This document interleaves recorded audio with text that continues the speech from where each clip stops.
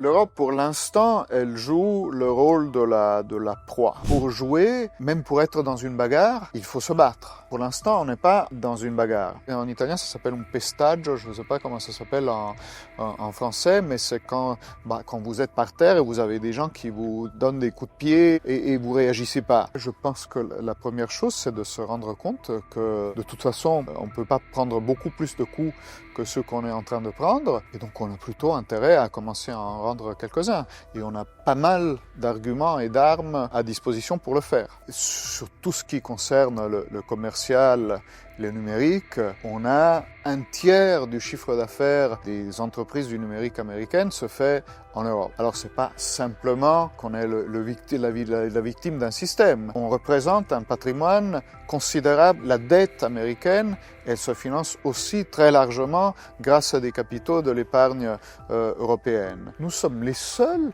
qui se comportent collectivement comme si on était le Luxembourg. Ursula von der Leyen se comporte comme si elle était le Premier ministre du Luxembourg, ce qui est aucun mal, mais alors quel est l'intérêt d'être tous unis dans un marché unique avec des règles commerciales, des règles sur le numérique, toute une série de choses qu'on a déjà mis en commun? Ça n'a aucun sens. Quelqu'un comme Trump élargit, et Poutine avant lui, élargit la sphère du possible. Et il nous montre que, voilà, on peut faire beaucoup plus de choses que ce qu'on imaginait. Alors c'est pas bien, parce que ça nous fait très peur, mais en même temps, peut-être de notre côté, on peut aussi faire beaucoup plus de choses que ce qu'on imaginait.